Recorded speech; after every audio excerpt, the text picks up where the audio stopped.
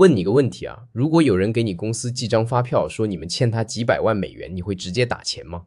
聽起來很荒謬，對吧？但如果我告訴你 Google 和 Facebook 就是這麼被騙的，而且一騙就是1.22億美元，你信嗎？這不是科幻小說，這是2013年到2015年真實發生的事。主角是個叫 Evaldas Rimasauskas 的立陶宛人，50歲，長得一臉老實相，卻用最簡單粗暴的方式，從全世界最聰明的2家科技公司手裡騙走了天文數字。2019年被判5年監禁，沒收近5000萬美元，賠償2600多萬。但最諷刺的是，他用的手法簡單到你都不敢相信，就是發假發票。故事得從2013年說起。Rimasauskas 那年去了趟拉脫維亞首都里加，幹了件看似平平無奇的事，註冊了家公司。公司名字叫什麼呢？ Quanta Computer， 聽着耳熟嗎？對，就是那個台灣的廣達電腦全球最大的筆記本電腦代工廠之一，蘋果、惠普、戴爾的供應商。Rimasauskas 註冊的公司和廣達電腦一模一樣的名字，就在拉脫維亞，然後在當地銀行開了個賬戶。這就是整個騙局的基礎設施。接下來的操作才是精髓。Rimasauskas 開始給 Google 和 Facebook 的員工發釣魚郵件，這些郵件看起來就像是從廣達電腦發來的，抬頭、格式、簽名都模仿得惟妙惟肖。內容也很簡單，就是說你們公司欠我們錢了，這是發票，請按照上面的銀行賬戶付款。發票上附着偽造的合同信件，甚至還有假的公司印章，看起來專業極了。你可能會想 ，Google 和 Facebook 那麼大的公司，財務部門應該有嚴格的審核流程吧？怎麼可能這麼輕易就上當？但問題就出在這兒。Google 和 Facebook 確實跟廣達電腦有真實的業務往來，經常有上百萬甚至上千萬美元的交易。對於財務部門來說，收到廣達的發票是再正常不過的事。而且這些郵件地址被偽裝得很像，可能只是多一個字母或者換個域名後綴，不仔細看根本發現不了。當你每天處理幾十上百個供應商的發票時，很難對每一個都進行深度核查。於是錢就這麼打出去了。2013年10月 ，Google 向 Rimasauskas 控制的拉脫維亞銀行賬戶轉了超過2300萬美元。Google 後來發現不對勁，聯繫了廣達電腦問付款狀態，廣達說我們沒收到錢啊，這才意識到被騙了，趕緊聯繫拉脫維亞當局。拉脫維亞警方調查後確認是詐騙，下令凍結資金並返還。但 Rimasauskas 這時候開始給拉脫維亞銀行和法院提交假文件，試圖證明這些錢是合法的。最終他還是失去了對這筆錢的控制，但他學到了教訓。2015年6月 ，Rimasauskas 故技重施，這次是在塞浦路斯。他又以廣達電腦的名義開了個銀行賬戶，提交了拉脫維亞那個假賬戶的銀行對賬單，加上偽造的合同和發票。然後在2015年8月，他的同夥開始給 Facebook 的員工發釣魚郵件。這次更狠 ，Facebook 一口氣轉了9900萬美元過去。你沒看錯，將近1億美元就這麼打到了 Rimasauskas 控制的賬戶裡。錢到手之後 ，Rimasauskas 開始洗錢。他把這些錢分散轉移到拉脫維亞、塞浦路斯、立陶宛、匈牙利、斯洛伐克、香港的多個銀行賬戶。這種操作就是為了讓追蹤變得困難，讓錢在全球金融系統裡轉來轉去，越轉越亂，最後就沒人知道錢到底在哪兒了。但紙終究包不住火。2017年3月，立陶宛當局根據美國的引渡請求，在維爾紐斯逮捕了 Rimasauskas。美國司法部起訴他電信欺詐、洗錢和身份盜竊，每項罪名最高可判20年監禁。立陶宛法院在2017年7月裁定可以引渡他到美國受審 ，Rimasauskas 不服，提起上訴，但最終還是在2017年8月被引渡到紐約南區聯邦法院。審判過程挺有意思，檢方一開始沒有點名說是哪2家公司被騙，只說是受害公司1和受害公司2。但路透社拿到了立陶宛法院的文件，明確寫着是 Google 和 Facebook。2家公司也大方承認了 ，Google 說我們追回了所有錢 ，Facebook 說追回了大部分。但這臉可丟大了，全世界最聰明的科技公司被一個立陶宛人用假發票騙了1.22億美元。這新聞一出來，整個科技圈都震驚了。2019年3月20日 ，Rimma Sorskas 在曼哈頓聯邦法院認罪，承認一項電信欺詐罪。法官 George Daniels 問他為什麼受害公司會轉賬，是不是承諾了什麼回報。Rimma Sorskas 通過翻譯說：“我不是100%確定，因為他們讓我開銀行賬戶，之後我就沒再管這些賬戶了。”這話聽着挺奇怪，像是在說自己只是個工具人。檢方助理 Yu-Yin Yang Chou-yi 解釋說，檢方並不是說 Rimma Sorskas 直接誘導公司轉賬，而是說他創建了基礎設施來促進這些欺詐性轉賬。換句話說，他負責搭台子，別人唱戲。Rimma Sorskas 的辯護律師也試圖為他減刑，說他只是在陰謀中扮演了次要角色。但檢方反駁說，他在2年多時間裡扮演的是洗錢者的關鍵角色。法官最終在2019年12月19日宣判，判處 Rimma Sorskas 5年监禁，外加2年監外看管，沒收4973萬美元，賠償2647萬美元。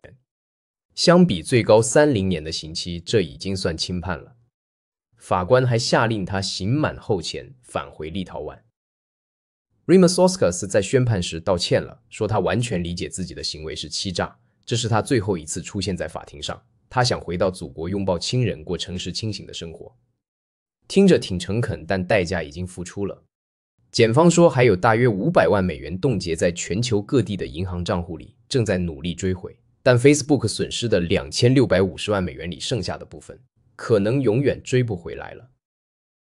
咱們來聊聊這個案子背後的門道。首先是商業郵件詐騙這種手法，英文叫 Business Email Compromise， 簡稱 BEC。這是一種越來越常見的詐騙方式，騙子通過偽造郵件地址，冒充供應商或者公司高管，騙取企業轉賬。Rimma Sorskas 的案子只是其中一個，而且是金額最大的之一。根據 FBI 的數據，從2013年到2018年 ，BEC 詐騙給全球造成的損失就超過了120億美元。到2019年，累計損失已經達到260億美元。這數字實在太可怕了。為什麼 BEC 這麼有效？因為它利用了企業運營中的信任鏈。當你跟一個供應商合作了很多年，你對他們的發票已經習以為常了。財務部門每天要處理大量交易，不可能對每一筆都進行深度調查，而且很多公司的流程不夠嚴格，可能只需要一個人審批就能轉賬，或者審批的人根本不會去核對銀行賬戶信息是否有變化。騙子就是鑽這個空子。其次是偽造公司這個手法的簡單粗暴。Rimma Sorskas 只是註冊了一個同名公司就能騙到這麼多錢。這說明什麼？說明公司名稱在商業交易中的驗證機制太薄弱了。你可以在拉脫維亞註冊一個叫蘋果公司的企業，在塞浦路斯註冊一個叫微軟的公司，只要你不侵犯商標權，只要你不在同一個司法管轄區，這事兒在技術上是可行的。當然，用這些名字去詐騙肯定違法，但問題是，受害公司在收到發票的時候，怎麼判斷這個廣達電腦是真的還是假的？還有個更深層的問題，就是全球化業務帶來的複雜性。Google 和 Facebook 跟廣達電腦的交易金額動輒上千萬美元，而且是跨國交易。錢從美國打到台灣或者打到其他地方，這在跨國公司裡太正常了。但正因為這種複雜性，財務部門很難對每一筆交易都追根溯源。你怎麼確定這筆錢該打到台灣的賬戶還是拉脫維亞的賬戶？供應商說他們在拉脫維亞有分公司，你信不信？很多時候，財務人員根本沒有能力或者時間去核實這些細節。Rimma Sorskas 的案子也暴露了科技公司在網絡安全上的盲點。我們總以為 Google 和 Facebook 這種公司安全做得應該滴水不漏。他們有全世界最頂尖的工程師，有最先進的防火牆，有最複雜的加密系統。但這些技術手段主要是防外部黑客入侵，防數據洩露，而不是防內部流程漏洞。當一個看起來合法的發票通過郵件發過來，財務部門的人看到的只是一個日常工作任務，根本不會往網絡攻擊的方向想。這就是社會工程學攻擊的厲害之處，它不攻擊技術系統，它攻擊人。這個案子還引發了一個有趣的討論，就是 Rimma Sorskas 到底算不算黑客？嚴格來說，他沒有入侵任何系統，沒有破解任何密碼，沒有寫任何惡意代碼。他只是註冊了個公司，開了個銀行賬戶，發了些假郵件。這些操作技術含量其實很低，任何人都能做。但它造成的損失比大多數黑客都大。這說明什麼？說明在網絡犯罪裡，技術只是工具，真正厲害的是策略和心理操控。Rima Soska 深諳大公司的運作流程，知道他們的弱點在哪裡，然後精準打擊。還有個值得注意的細節，就是 Rima Soska 在法庭上說，他不是100%確定為什麼受害公司會轉賬。這話聽着像是在裝傻，但也可能是真的。因為檢方說他主要負責創建基礎設施，也就是註冊公司、開銀行賬戶。至於具體是誰發的釣魚郵件、誰偽造的文件，可能真的不是他一個人幹的。起訴書裡提到了未指明的共謀者，說明這是個團夥作案。Rima Soska 只是其中一環，但因為他是最關鍵的一環，錢都進了他的賬戶，所以他被抓了，其他人可能還逍遙法外。這案子還有個遺憾，就是錢沒追回來多少。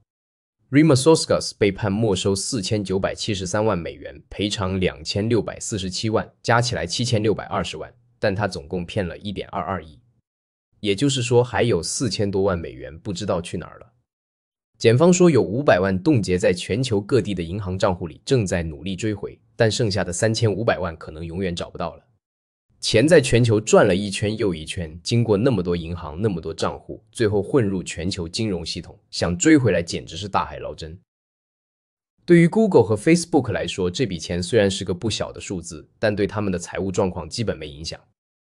Google 2013年的營收是559億美元，2300萬只是九牛一毛。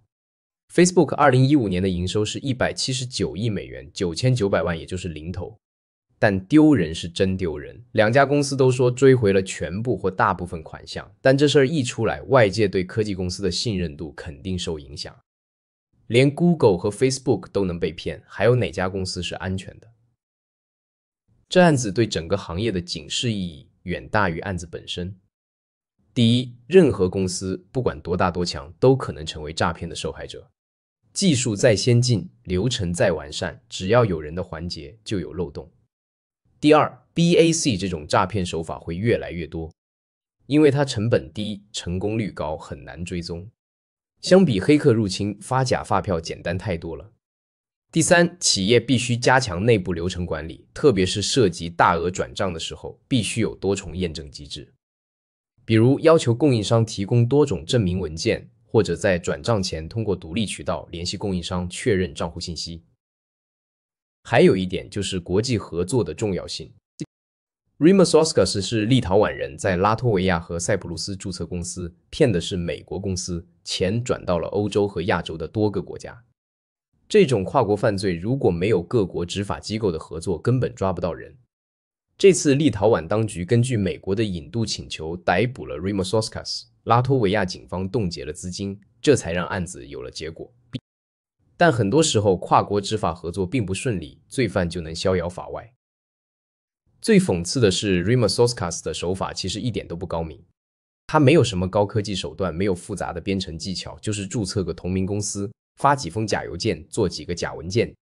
這些事兒任何一個有點腦子的人都能做，但他成功了，而且騙了1.22億美元，這才是最可怕的地方。